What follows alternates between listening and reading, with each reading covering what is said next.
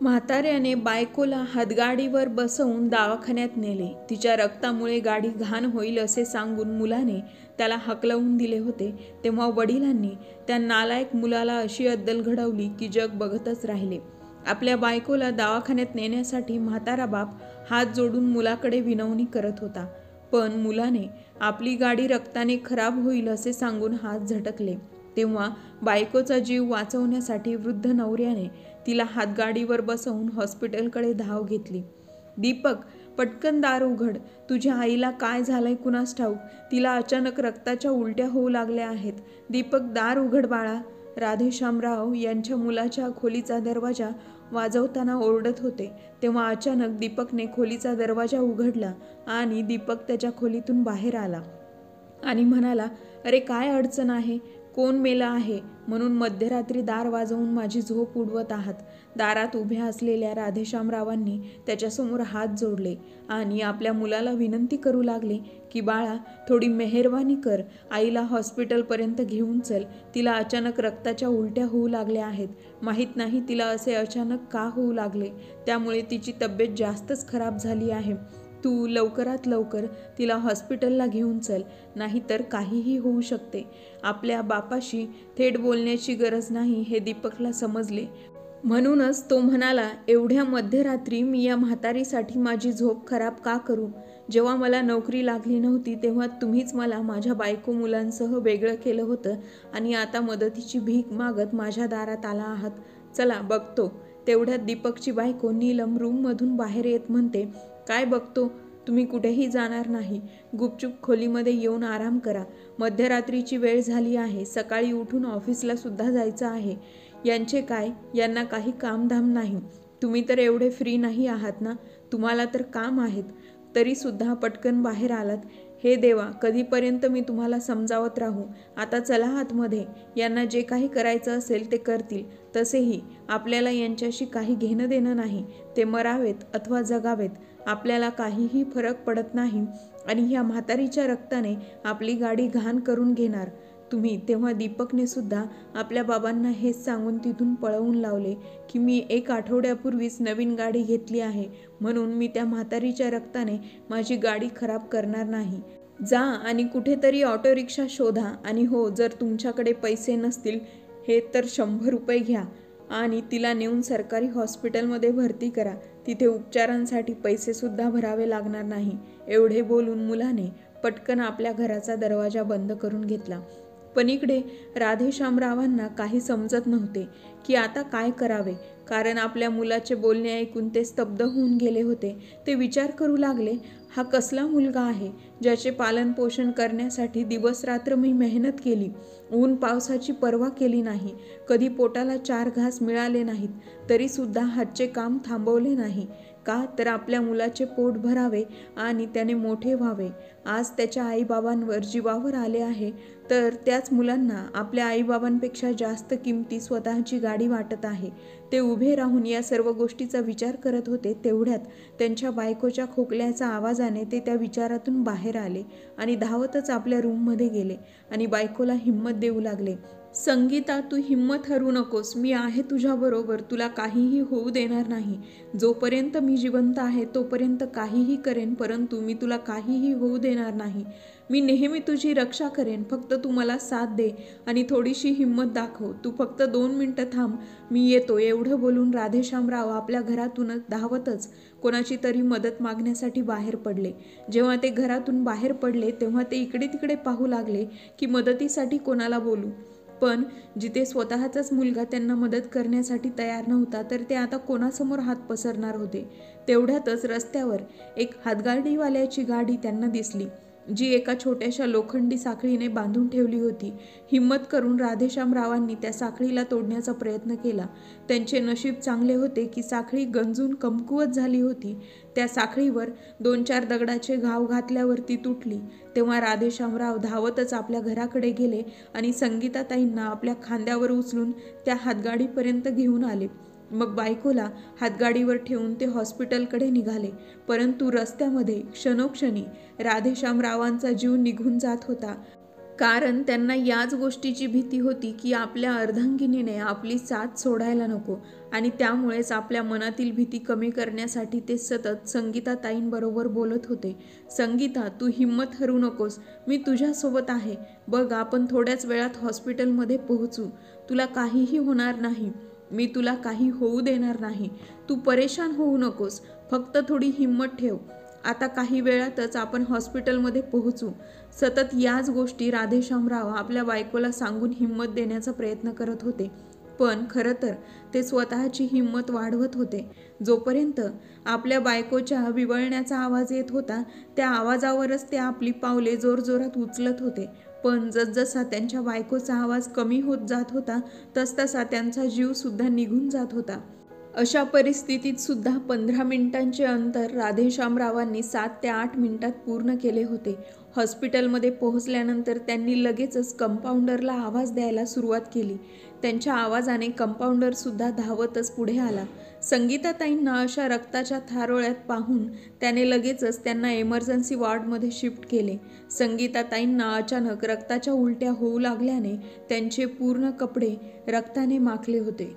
त्यांना इमर्जन्सी वॉर्डमध्ये नेण्यात आल्यानंतर लगेचच त्यांच्यावर उपचार चालू करण्यात आले. तर इकडे राधेश्यामराव बाहेर हात जोडून देवाकडे एवढीच प्रार्थना करत होते की हे प्रभू, माझ्या जीवनाचा एकमात्र आधार म्हणजे माझी अर्धांगिनी आहे. तिला माझ्यापासून दूर करू नकोस. जोपर्यंत माझे जीवन आहे तोपर्यंत मला तिची साथ लाभू दे.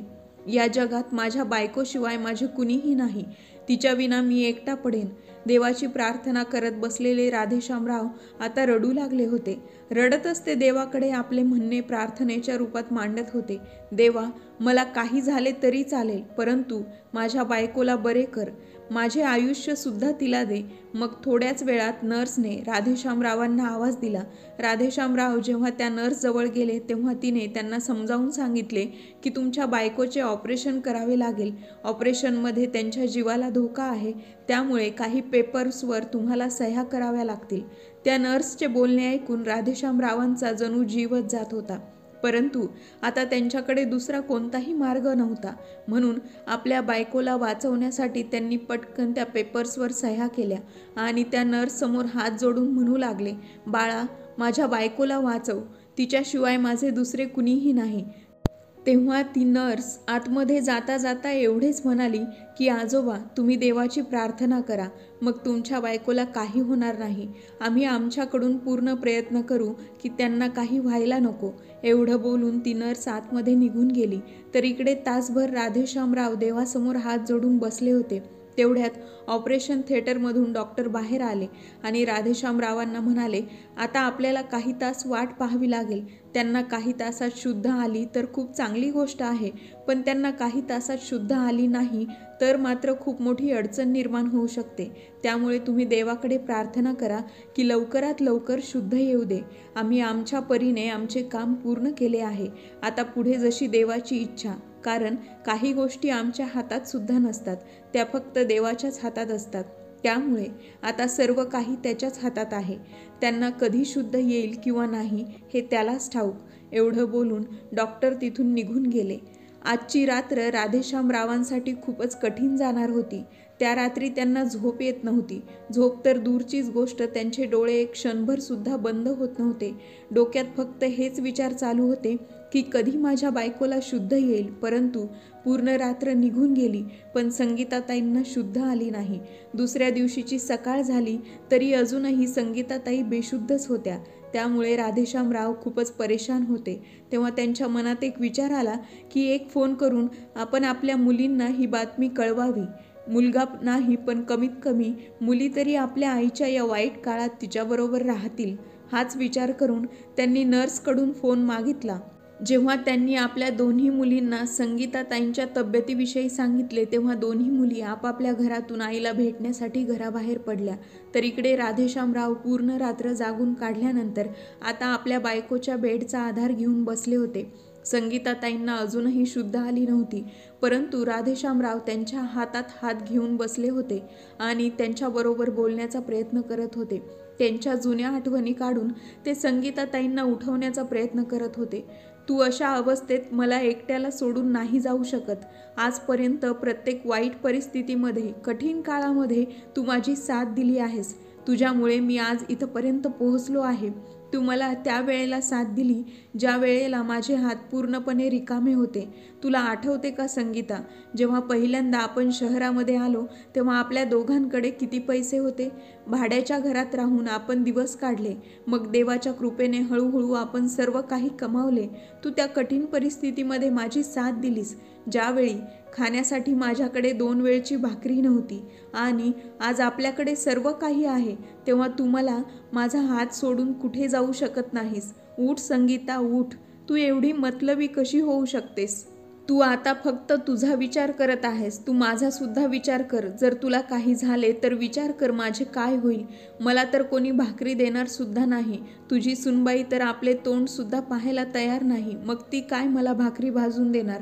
तुझा मुलगा आणि सून दिवस रात्र मला चपलेचा मार देतील. तुला काय वाटते की मी तो चपलेचा मार खाऊन त्यांच्या दारात पडून राहून 2 वेळच्या भाकरीसाठी, लालसेसाठी? तू असताना मला कुणाचीही गरज नाही. फक्त तू बरी हो संगीता. खरंच तू आपल्या नवऱ्याला अशा परिस्थितीत पाहू शकतेस का? राधेश्यामराव आपल्या बायकोसमोर असे बोलत होते आणि जसे काही त्या सर्व ऐकत आहेत. आणि कदाचित तसेच घडले असावे. त्यांच्या प्रयत्नांमुळे संगीताताई प्रत्यक्षात त्यांचे बोलणे ऐकत होत्या. सर्व बोलणे नाही, परंतु त्यांच्या काही गोष्टी त्यांनी ऐकल्या असाव्यात. कारण राधेश्यामराव त्यांच्या बायकोचा हात त्यांच्या हातात धरून त्याच वेळी हळूहळू संगीताच्या हाताची बोटांची हालचाल होऊ लागली. तेव्हा राधेश्यामरावांनी आपल्या बायकोकडे पाहिले तर संगीताताई हळुवारपणे डोळे उघडत राधेश्यामरावांकडे पाहत होत्या. त्यांच्या डोळ्यामध्ये अश्रू होते, कारण राधेश्यामराव रडत रडतच आपल्या बायकोबरोबर या सर्व गोष्टी बोलत होते. संगीताताईंनी डोळे उघडले हे जेव्हा राधेश्यामरावांनी पाहिले तेव्हा त्यांच्या आनंदाला पारावारच राहिला नाही. त्यांनी लगेचच तेथे असणाऱ्या नर्सला आवाज दिला आणि सांगितले की जरा डॉक्टरांना बोलवा. त्यांना म्हणावं की माझ्या बायकोला शुद्ध आली आहे, त्यामुळे एकदा येऊन तिची तपासणी करा. आपल्या नवऱ्याला पाहता क्षणी संगीताताईंना त्यांची अवस्था समजली होती. त्यांची अशी अवस्था पाहून संगीताताई सुद्धा भावूक झाल्या होत्या. त्यांच्या डोळ्यात सुद्धा पाणी आले. आता संगीताताईंच्या तोंडावर ऑक्सिजनचा मास्क लावला होता, त्यामुळे त्या काही बोलू शकत नव्हत्या. परंतु राधेश्यामरावांनी जेव्हा त्यांच्या डोळ्यामध्ये अश्रू पाहिले तेव्हा त्यांनी त्यांच्या डोळ्यातील अश्रू पुसले आणि म्हणाले, बस झालं संगीता, रडण्याचे दिवस आता संपले आहेत. आता सर्व काही चांगले होईल. तूच मला सांगायचीस ना की योग्य वेळी योग्य निर्णय घ्या. परंतु मी मुलाच्या प्रेमामध्ये आंधळा होत चाललो होतो. आता फक्त तू बरी होऊन घरी चल, मग बघ मी कसे सर्व काही ठीक करतो. चल, तू आता परेशान होऊ नकोस. तू आता आराम कर. डॉक्टर साहेब येतच असतील. तेवढ्यातच डॉक्टर सुद्धा तिथे पोहोचले. डॉक्टरांना पाहताच राधेश्यामराव म्हणाले, डॉक्टर साहेब सुद्धा आले आहेत. डॉक्टर साहेब तुम्ही चेकअप करा. असे म्हणत राधेश्यामराव बाजूला जाऊन उभे राहिले. डॉक्टरांनी संगीताताईंचे चेकअप केले आणि म्हणाले की आता त्यांची तब्येत अगोदरपेक्षा खूप चांगली आहे. कमीत कमी धोका तरी टळला आहे. हळूहळू त्यांच्या तब्येतीमध्ये सुधारणा होत आहे. एवढं बोलून डॉक्टर तिथून निघून गेले. तोपर्यंत त्यांच्या दोन्ही मुली रीमा आणि सीमा या आपल्या कुटुंबासह तेथे पोहोचल्या होत्या. आपल्या आईची अशी अवस्था पाहून दोघीही जोरजोरात रडू लागल्या. तेव्हा राधेश्यामराव दोघींनाही शांत करत म्हणाले, मुलींनो, आता काळजी करण्यासारखं काही नाही. तुमची आई आता धोक्याच्या बाहेर आहे. शांत व्हा मुलींनो, नाहीतर तुम्हाला अशा रडताना पाहून तुमची आईसुद्धा परेशान होईल. मग राधेश्यामराव आपल्या दोन्ही मुलींना घेऊन त्यांच्या आईजवळ गेले. परंतु आता आपल्या आईजवळ आल्यानंतर दोन्हीही मुलींनी असे कोणतेच बोलणे केले नाही ज्याने आईला त्रास होईल. ते सर्वजण एकमेकांबरोबर बोलत होते. त्यानंतर संगीताताईंना औषधे देऊन आराम करण्यास सांगितले. तेव्हा राधेश्यामराव आणि त्यांच्या दोन्ही मुली हॉस्पिटल रूमच्या बाहेर आल्या. त्यावेळी मुली राधेश्यामरावांना विचारू लागल्या, बाबा, हॉस्पिटलचे बिल तुम्ही कसे भरणार आहात? तेव्हा राधेश्यामरावांचे जावई मध्येच म्हणाले, तुम्ही वेड्या आहात का? या वेळेला बाबाबरोबर असे बोलणे करत आहात? बाबा, तुम्ही चिंता करू नका. सर्व काही ठीक होईल. फक्त आईंना बरे वाटू द्या. बाकी इतर गोष्टी होऊन जातील. आम्ही दोघेही मिळून सर्व गोष्टी पाहू. राधेश्यामरावांच्या दोन्ही जावयांनी जेव्हा असे बोलणे केले तेव्हा राधेश्यामरावांची छाती गर्वाने फुलून आली. कारण त्यांना या गोष्टीचा अंदाज नव्हता की त्यांना एक मुलगा नाही तर त्यांना 2 मुलगे आहेत. ते तर आपल्या जावयांना फक्त जावईप्रमाणेच मानत होते, परंतु त्यांना आज या गोष्टीची खात्री झाली होती की त्यांचे जावई त्यांना आपले सासरे मानत नाहीत, तर आपल्या बाबासमान समजतात। राधेश्याम मनातल्या मनात खूपच गर्व करत होते की त्यांचे जावई किती चांगले आहेत। आता ते त्यांच्या मुलासमान जावयांना म्हणाले, तुम्ही काळजी करू नका, मी सर्व काही मॅनेज करेन। आता काही काळ मी काही करू शकत नाही, पण नंतर मी माझ्या बायकोसाठी काहीही करू शकतो, म्हणून तुम्ही काळजी करू नका। बाळांनो, तुम्ही जे बोललात त्याने माझे हृदय भरून आले आहे। आता भविष्यात मला काळजी करण्याची काही गरज नाही, कारण मला माहीत आहे माझी 2 मुले जिवंत आहेत। तेव्हाच त्यांना त्यांच्या मुलाची आठवण आली। तेव्हा जावई आणि मुली विचारू लागल्या की बाबा, दादा वहिनी कुठे आहेत? आईची तब्येत एवढी खराब आहे आणि ते दोघेही इथं आले नाहीत अजून। तेव्हा राधेश्यामरावांनी त्यांना सर्व गोष्टी सांगितल्या। जेव्हा ते मदत मागण्यासाठी आपल्या मुलाच्या घरी गेले होते, तेव्हा मुलाने आणि सुनेने त्यांच्याबरोबर कसे वर्तन केले होते। मग राधेश्यामराव आपल्या मुलींना म्हणाले, मुलींनो, आता 2-4 दिवसाचा प्रश्न आहे, तुम्ही घरी जाऊन राहा, कमीत कमी जेवण बनवून हॉस्पिटलमध्ये तरी घेऊन याल। तसेही आता तळमजल्यावर मी आणि तुमची आई राहते, तुमचा भाऊ आणि वहिनी वरच्या मजल्यावर राहतात आणि त्यांना या गोष्टीशी काहीही घेणं देणं नाही की आपण काय करत आहोत। तुमची वहिनी तर एवढं बोलली आहे की आमच्या जगण्याने किंवा मरण्याने सुद्धा त्यांना काही फरक पडणार नाही, त्यामुळे मला त्यांना दाखवावेच लागेल की मी काय करू शकतो। मला माहीत आहे मी भावनिक होऊन सर्व काही गमावले आहे, एवढं काय तर मजबुरीमध्ये येऊन मी माझी सर्व दुकाने सुद्धा विकली आहेत आणि ती सुद्धा तुमच्या भावासाठी। पण आज त्याच तुमच्या भावाने तुमच्या आईला हॉस्पिटलमध्ये घेऊन येण्यासाठी नकार दिला, ही गोष्ट मी विसरणार नाही। आणि बघा मी आता त्याला कशी अद्दल घडवतो। तेव्हा त्यांच्या दोन्ही जावयांनी त्यांच्या मुलींना तिथेच ठेवल्या, जोपर्यंत संगीताताईंना हॉस्पिटलमधून डिस्चार्ज मिळत नाही तोपर्यंत। पण आता 4 दिवसानंतर संगीताताईंना हॉस्पिटलमधून डिस्चार्ज मिळाला होता आणि त्यांना घेऊन राधेश्यामराव आपल्या घरी पोहोचले। तेव्हा घरी पोहोचल्यानंतर संगीताताईंना राधेश्यामरावांनी समजावले होते की आता त्यांना मतलबी मुलाची कोणतीच गरज नाही आहे आणि तसेही तो आता स्वतःच्या पायावर उभा आहे, त्यामुळे स्वतःच्या कुटुंबाच्या खर्चाची जबाबदारी आणि त्यांच्या गरजा तो स्वतः पूर्ण करू शकतो, आपल्यावर त्याचा कोणताही अधिकार नाही। त्यामुळे आता इथे जे काही आहे ते सर्व माझं आहे। आपल्या बायकोला हॉस्पिटलमधून घरी आणल्यानंतर त्यांनी आपल्या मुलाबरोबर किंवा सुनेबरोबर कोणतेही बोलणे केले नाही, ते फक्त वकील साहेबांकडे गेले आणि त्यांच्याबरोबर बोलणे केले। तेव्हा वकील साहेबांनी त्यांना काही गोष्टी समजावल्या की मी आता जसे सांगत आहे तसे जर तुम्ही केले तर सर्व काही तसेच होईल जसे राधेश्यामरावांना वाटत होते। परेशानी या गोष्टीची होती की ते अचानकपणे आपल्या बायकोला एवढं मोठं सरप्राईज देऊ शकत नव्हते, म्हणून त्यांनी हळूहळू आपल्या बायकोला ही गोष्ट समजावली की त्यांचा मुलगा त्यांच्यासोबत राहण्यासाठी लायक नाही आणि जर आपण त्याच्याजवळ राहिलो तर तो आपल्याला सोडणार नाही, तो आपल्याला बर्बाद करून ठेवेल, जसे त्याने आतापर्यंत आपल्याला बर्बाद केले आहे। खरं तर संगीताताई आणि राधेश्यामराव जेव्हा शहरात आले तेव्हा ते सुरुवातीला भाड्याच्या घरात राहत होते। जशा सर्वांना अडचणी येतात तशा त्यांना सुद्धा अनेक अडचणींना सामोरे जावे लागले होते, पण हळूहळू त्यांनी कष्ट करून पैसा गोळा केला आणि स्वतःचे घर खरेदी करण्याचा प्लॅन केला। घर खरेदी केल्यानंतर त्यांनी विचार केला की कोणते तरी दुकानसुद्धा खरेदी करूया। मग त्यांनी जे दुसरे घर खरेदी केले त्यामध्ये त्यांनी 4 दुकाने बनवली होती, कारण भविष्यात कोणत्याही गोष्टीची परेशानी यायला नको आणि आपल्या राहत्या घरात त्यांनी 2 मजले बनवून घेतले होते। आता त्यांच्या पहिल्या मजल्यावर त्यांचा मुलगा राहत होता, तर तळ मजल्यावर ते स्वतः राहत होते। सुरुवातीला त्यांनी पहिला मजला भाड्याने दिला होता, त्या पैशातून त्यांना घर खर्च भागत होता, कारण त्यांनी जेव्हा घर खरेदी केले तेव्हा त्यांची आर्थिक परिस्थिती थोडी कमजोर झाली होती, परंतु त्याच वेळेला त्यांच्या मुलाच्या डोक्यावर नक्की कोणते भूत सवार झाले माहीत नाही आणि त्याने शिक्षणासाठी परदेशात जाण्याचा हट्ट केला। पण तो एवढा हुशार नव्हता आणि आता राधेश्यामरावांचा एवढा बजेटसुद्धा नव्हतं, म्हणून त्यांनी आपल्या मुलाला समजावले की तू या शहरामधील कोणत्या तरी चांगल्या कॉलेजमध्ये ॲडमिशन घेऊन तुझे शिक्षण पूर्ण कर।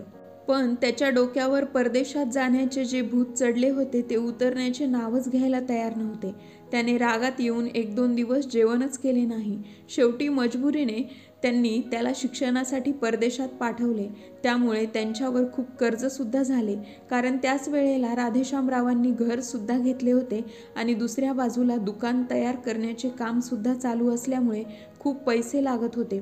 अशा वेळेला जेव्हा मुलाची बारी आली तेव्हा तो आपल्या आईबाबांना समजून घेण्याऐवजी हट्ट धरून बसला आणि त्यामुळेच मजबुरीने त्यांना त्यांचे म्हणणे मान्य करावे लागले आणि त्याला परदेशात जाण्याची मंजुरी दिली. सोबतच त्याला खर्चासाठी लागणारे पैसे आणि वर्षाकाठी त्याला लागणारी फी दिली. त्यासाठी त्यांना लोन घ्यावे लागले आणि त्यामुळे त्यांच्यावरचे कर्ज खूपच वाढले. पण त्यांना आशा होती की मुलगा शिकून आला की सर्व काही तो सांभाळेल. आता काही वर्ष आपण असेच काढू असा त्यांचा विचार होता. पुढे दुकानाचे भाडे आणि घराच्या वरच्या मजल्याचे भाडे, त्यातून मिळणाऱ्या पैशांनी त्यांना चांगली मदत होऊ लागली. अशातच त्यांच्या 2 मुलीसुद्धा शिक्षण घेत होत्या. त्यांच्या खर्चासाठी सुद्धा राधेश्यामरावांना पैशांची गरज पडत होती. पण कसे तरी करून त्यांनी आपल्या मुलांचे आणि मुलींचे शिक्षण पूर्ण केले. मग त्यांनी आपल्या मुलींच्या लग्नाविषयी विचार करण्यास सुरुवात केली. तेव्हा त्यांच्या मुलींचा सुद्धा या गोष्टीसाठी होकार होता.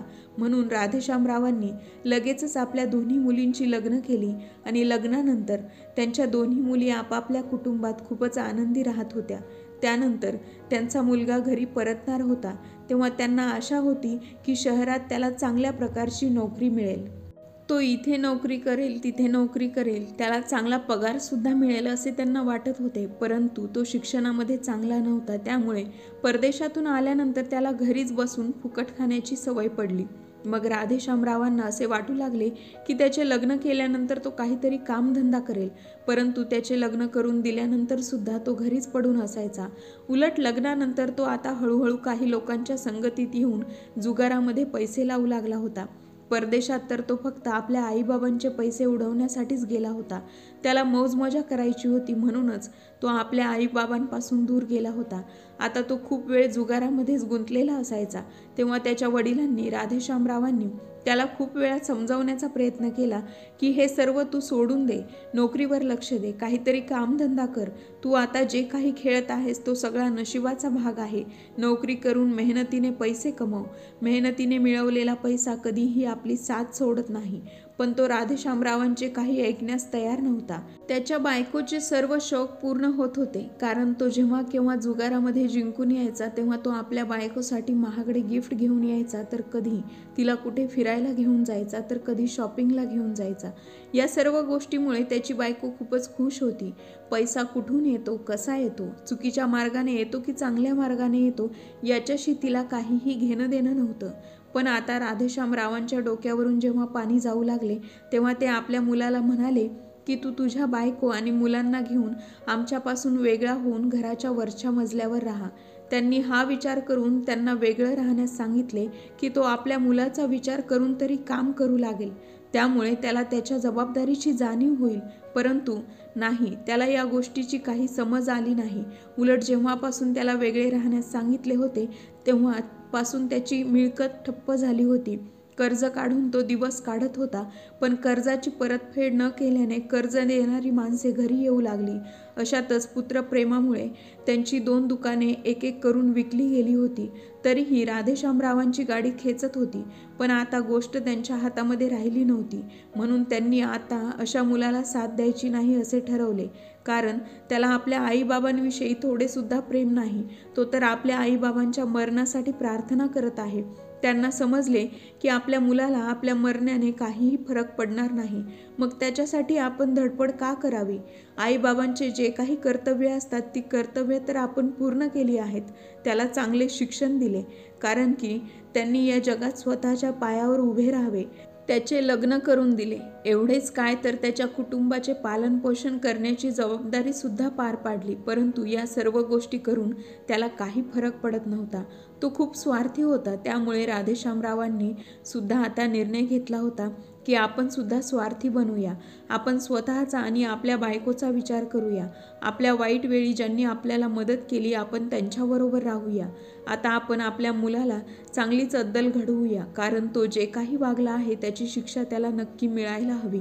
आता त्यांच्या मुलाविषयी त्यांच्या मनात कोणतीही प्रेमभावना राहिली नव्हती. त्या मुलाने मरणाच्या दारात उभ्या असलेल्या आईला पाहून सुद्धा एकदाही हॉस्पिटलला येऊन तिला पाहण्याचे कष्ट घेतले नाही. आणि जिने आपल्याला जन्म दिला त्या आईला तर हॉस्पिटलमध्ये घेऊन जाण्यासाठी तयार झाला नाही. त्या मुलाबरोबर आपण नाते ठेवायचेच कशाला, असे जेव्हा राधेश्यामरावांनी आपल्या बायकोला म्हणजे संगीताताईंना समजावले तेव्हा त्यांना सुद्धा ही गोष्ट पटली. मग त्यानंतर राधेश्यामरावांनी वकील साहेबांना आपल्या घरी बोलावले आणि मुलाला सुद्धा बोलावून घेतले. जेव्हा मुलगा खाली आला तेव्हा काही दिवसांपूर्वीच राधेश्यामरावांनी बनवलेले फरमान वकील साहेबांना ऐकवायला सांगितले. कारण राधेश्यामरावांनी आपल्या बायकोची अवस्था पाहून आपले वारसपत्र बनवून घेतले होते. कारण त्यांना या गोष्टीचा अंदाज आला होता की आपला मुलगा आणि सून मतलबी आहेत, संपत्तीसाठी ते काहीही करू शकतात. म्हणूनच त्यांनी वारसपत्र तयार करून ठेवले होते. वकील साहेबांनी ते वारसपत्र वाचून दाखवण्यास सुरुवात केली. त्यात त्यांनी स्पष्टपणे उल्लेख केला होता की माझा आणि माझ्या बायकोचा मृत्यू जर आकस्मिकरित्या झाला किंवा आम्हाला कोणतेही आजारपण आले आणि आमच्यावर उपचार न होताच आमचा मृत्यू झाला तर आमची सर्व संपत्ती एखाद्या अनाथ आश्रमाला किंवा वृद्धाश्रमाला दान करावी. आणि जर का आमच्या मुलींनी आमची सेवा केली तर त्यांनी आमची सेवा केली या कारणाने आमच्या मृत्यूनंतर दोन्ही मुलींमध्ये समान संपत्तीची वाटणी करावी. आणि जर का माझ्या मुलींनी आमची सेवा केली तर आमची सर्व संपत्ती माझ्या मुलींनाच मिळेल. माझ्या मुलाला माझ्यामधील एक फुटकी कवडीसुद्धा देण्यात येऊ नये. या सर्व गोष्टी त्यांच्या मुलाच्या समोर त्याला ऐकवण्यात आल्या आणि राधेश्यामराव असेही म्हणाले की आज संध्याकाळपर्यंत तू माझे घर खाली कर. तू तुझे सामान आणि तुझीच चमकती गाडी घेऊन इथून बाहेर पडायचे. जर उद्या सकाळी तुझे तोंड मला माझ्या घरात दिसले तर मी पोलिसांना सांगून तुला असा प्रसाद देईन की तुला आठवणीत राहील. आणि हां, तुझी बायकोसुद्धा मला इथे उद्या दिसायला नको, नाहीतर तू बसण्याच्या लायकसुद्धा राहणार नाहीस. आता आपल्या बाबांनी आपली सर्व संपत्ती आपल्या मुलींना देण्याचे ठरवले आहे. ही गोष्ट त्याच्या पचनी पडत नव्हती, पण तो काहीच करू शकत नव्हता. आता एक राहिलेले दुकान सुद्धा राधेश्यामरावांनी आपल्या मुलाकडून स्वतःकडे घेतले. कारण त्या दुकानाच्या मदतीने त्याच्या मुलाने गाडी खरेदी केली होती. अशा प्रकारे राधेश्यामरावांनी आपली सर्व प्रॉपर्टी आपल्या ताब्यात घेतली होती आणि आपल्या मुलाला त्याची लायकी दाखवली होती की त्याचे कर्तृत्व किती आहे. तो ज्या गाडीविषयी बोलत होता ती गाडीसुद्धा त्याने आपल्या बाबांच्या दुकानातील पैशांच्या जोरावर घेतली होती. एवढेच नाही तर ज्या घराचा दरवाजा त्याने आपल्या बाबांच्या तोंडासमोर बंद केला होता ते घरसुद्धा त्याच्या बाबांनीच बनवलेले होते. त्यानंतर त्यांनी आपल्या मुलाला खूप गोष्टी ऐकवल्या. मग दुसऱ्या दिवशी सकाळी राधेश्यामराव त्यांचा दरवाजा ठोठावणार होते, परंतु त्यांना आठवले की मागच्या वेळेस आपण दरवाजा ठोठावला तेव्हा त्याच्या मुलांनी आणि सुनेने त्यांच्याबरोबर कसे वर्तन केले. म्हणून त्यांनी स्वतः दरवाजा वाजवला नाही तर पोलिसांना फोन केला आणि आपल्या घरी बोलावून घेतले. जवळच पोलीस स्टेशन असल्यामुळे पोलीससुद्धा लवकरच त्यांच्या घरी पोहोचले. पोलिसांनी जसा आवाज दिला तसा दीपक दरवाजा उघडून दरवाजात उभा राहिला. तेव्हा पोलिसांनी त्याला सांगितले की 1 तासाच्या आतमध्ये तू हे घर खाली कर, नाहीतर आम्हाला तुझ्यावर कारवाई करावी लागेल. तेव्हा मोठ्या गुरमीत दीपक पोलिसांना म्हणाला, तुम्हाला जे काही करायचं असेल ते करा. हे घर माझ्या बापाचं आहे आणि बापाच्या संपत्तीवर मुलाचा हक्क असतो आणि मी त्यांचा एकुलता एक वारस आहे, म्हणून त्यांच्या पूर्ण संपत्तीवर माझाच हक्क आहे. त्याचे हे बोलणे ऐकून पोलिसांना खूप राग आला. त्यांनी त्याची कॉलर पकडली आणि त्याला शिड्यावरून खेचतच खाली आणले. तेव्हा त्याच्या मागे मागे त्याची बायकोसुद्धा खाली आली. तेव्हा राधेश्यामराव आणि संगीताताई समोरच पोलीस त्याला म्हणाले, हा फक्त ट्रेलर होता. जर 1 तासाच्या आतमध्ये तू घर खाली केलं नाहीस मग बघ काय होईल. आत्तापर्यंत पोलिसांनी फक्त त्याला खेचत खाली आणले होते, अजून पोलीस हिसका दाखवायचा बाकीच होता. पण तेवढ्यातच दीपक सर्व मस्ती निघून गेली होती. मग काही वेळातच दोघेही नवरा बायको आपला बोजा बिस्तरा बांधून खाली आले आणि राधेश्यामरावांच्या पायावर डोके ठेवून त्यांच्याकडे दयेची भीक मागू लागले. कारण दीपकला माहीत होतं की तो काहीच करू शकत नाही. आजपर्यंत तो आपल्या बाबांच्या पैशांवरच उडत होता, पण आता लास्ट वेळेला माफी मागून सुद्धा राधेश्यामराव त्याला माफ करण्यास तयार होत नव्हते. त्यांचे मन जणू काही दगडाप्रमाणे झाले होते. त्यामुळे त्या दगडावर कितीही डोके आपटले तरीही त्यांना काहीही फरक पडत नव्हता. शेवटी त्यांच्या मुलाने आणि सुनेने नाईलाजाने ते घर सोडले आणि आता आपले पोट भरण्यासाठी ते दारोदार फिरत आहेत. त्यांच्या कामचुकार मुलगा, ज्याला काहीही काम करायचे नव्हते, पण त्याला आता ही गोष्टसुद्धा समजली होती की धडधाकट लोकांना भीकसुद्धा देत नाहीत लोक, म्हणून त्याने आपल्या मुलाचे आणि बायकोचे पोट भरण्यासाठी आता छोटी मोठी नोकरी करण्यास सुरुवात केली आहे. तर इकडे राधेश्यामराव आपल्या बायकोसोबत मोठ्या आनंदाने आपले आयुष्य जगत आहेत.